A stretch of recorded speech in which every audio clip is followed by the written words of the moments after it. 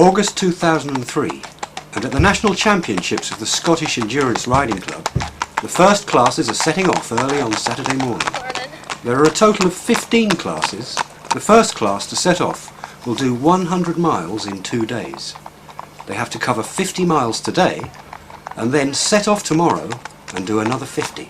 The long dry spell means that the going's quite hard for a lot of the route, and that has kept entries down, so only 3 riders actually set off. There's some doubt whether they can actually do the distance on what will turn out to be the hottest weekend of the year, with temperatures reaching the mid-30s. Other classes over the weekend cover a variety of distances, right down to 10-mile pleasure rides. And all the 170 riders this weekend can be sure that there's a class to suit their capabilities. Before the riders are allowed to start, they have to have their horses checked by the vet to see if they're fit to set off. They also have to have their feet and shoes checked by a farrier. He's able to carry out any work necessary at the rider's expense to enable them to continue.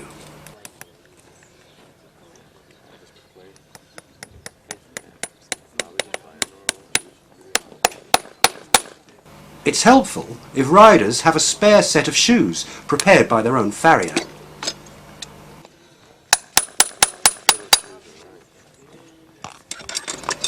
Riders also have to have all the horse's tack inspected to see that it is in good condition. Their clothing's checked, especially helmets.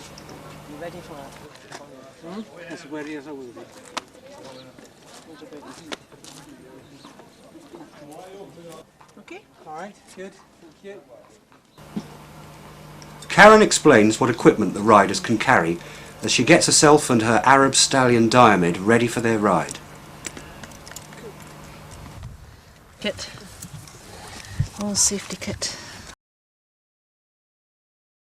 You can carry a mobile phone for emergencies, first aid for humans and horses, and most important in humidity like this, water. As much as you can take. The crews carry water for us as well. Water for the horses, for drinking, slushing, and water for the riders. But the sponge, if you go across rivers so that if the crew can't get to you, you can water down yourself, you know. Make the horse nice and cool and comfortable. With weather like this is really very humid today.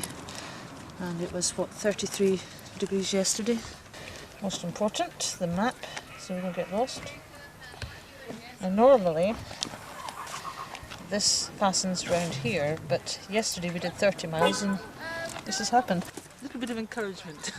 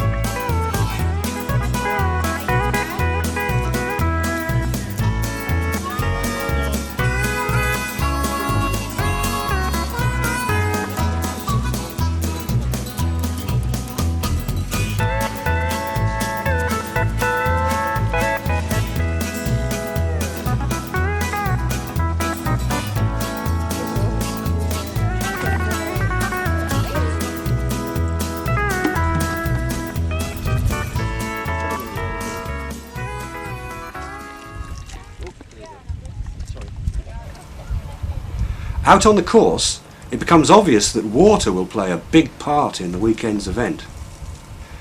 Riders are allowed a backup crew, and it is their job to dash round the course and meet the riders at suitable places.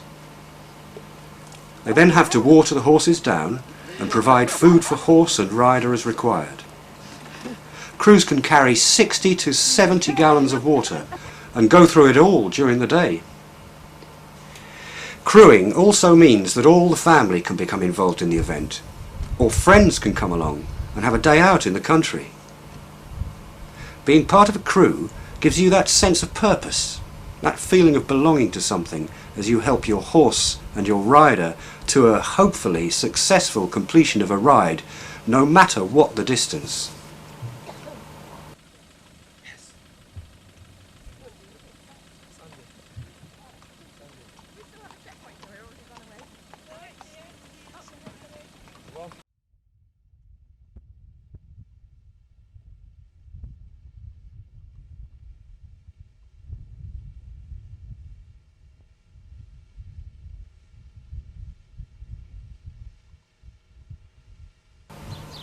Sunday morning sees Rachel Fothergill and her Appaloosa mare, Jade, setting off on the second leg of their two-day 100-mile ride.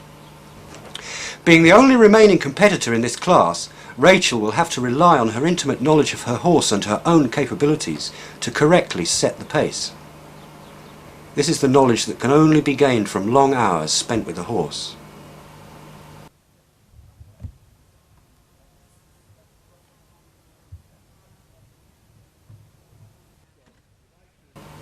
Meanwhile, back at Kelso, pleasure riders are completing their shorter rides, and other riders are finishing the one-day 40-mile ride.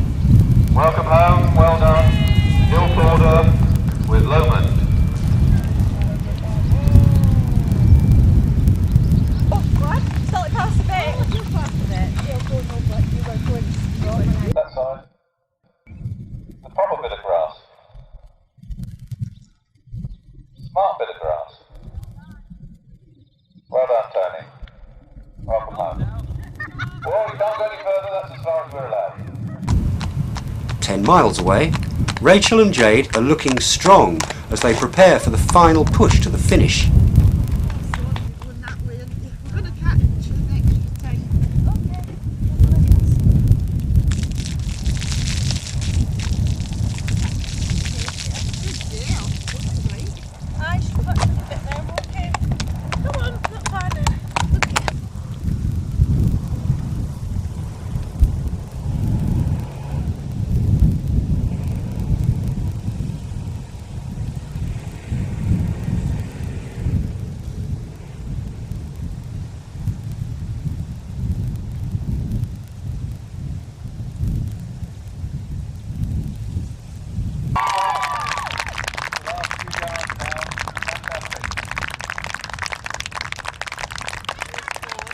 As they arrive triumphant at the racecourse, it is easy to forget that it is not all over yet.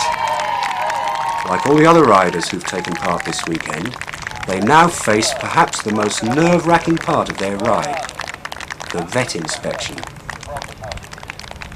Rachel and her crew now have 30 minutes to get the horse ready for the vet. Heart rate monitors will be used to ensure that the horse's heart rate is less than 64 beats per minute. The horse's foot actually pumps the blood round the leg, so a gentle walk round keeps the circulation going and helps to cool the legs. At the inspection, the vet will check the heart rate over a full minute.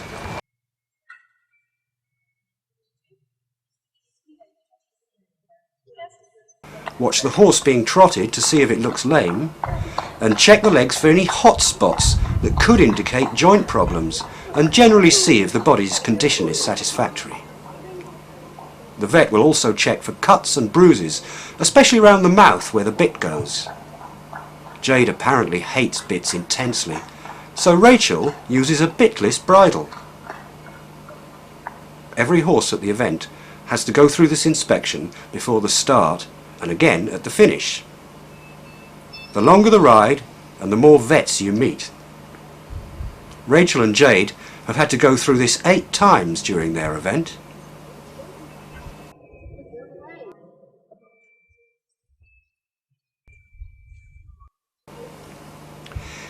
Every event means everyone can achieve personal success as they work their way through the different classes.